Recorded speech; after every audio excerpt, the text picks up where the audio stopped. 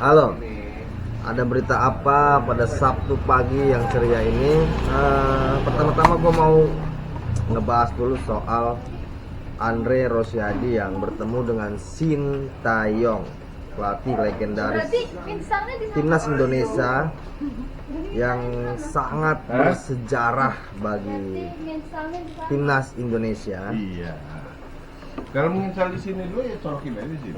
Gua nggak tahu apa urgensinya Andre Rosiadi ke Korea dan menemui Sintayong yang baru aja mendapatkan pekerjaan barunya, bukan sebagai federasi sepak bola Korea tapi sebagai pelatih dari klub di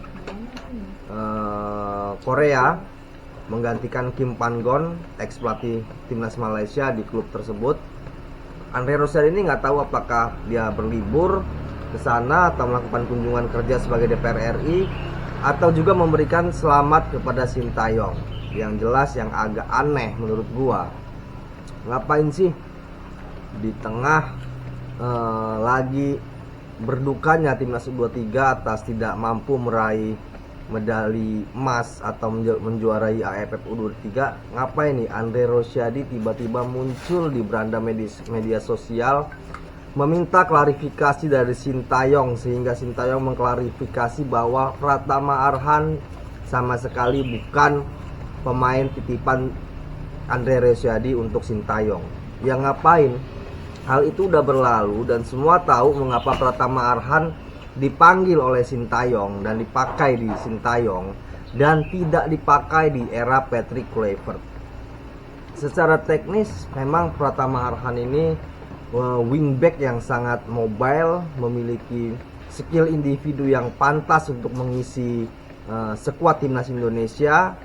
Namun memang dengan banyaknya pemain naturalisasi atau pemain diaspora yang dipanggil Sintayong, bagaimanapun timnas Indonesia Patrick Kluivert juga mewarisi skuad dari timnas Indonesia Sintayong.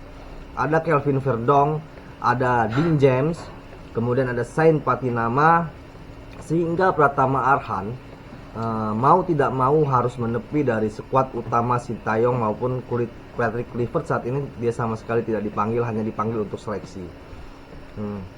Di era Sintayong, mengapa Pratama Arhan dipanggil? Karena memang Sintayong menerapkan strategi yang tidak biasa dari lemparan ke dalam Pratama Arhan, sehingga di era Sintayong Arhan masih kerap mengisi bench, dan kemudian di menit 70 atau menit 80 ketika timnas Indonesia mengalami kebuntuan, ingin mendapatkan keberuntungan, Sintayong memasukkan Pratama Arhan. Namun di era Patrick Kluivert strategi berubah. Jajaran kepelatihan dari Belanda tidak lagi menerapkan strategi keberuntungan dari lemparan ke dalam Pratama Arhan, sehingga pilihannya ketika Sain Patinama, Dean James dan Verdong fit untuk masuk skuad utama timnas Indonesia, maka Pratama Arhan ditepikan hanya dalam masuk daftar seleksi 30 besar, kemudian tidak masuk dalam skuad untuk pertandingan.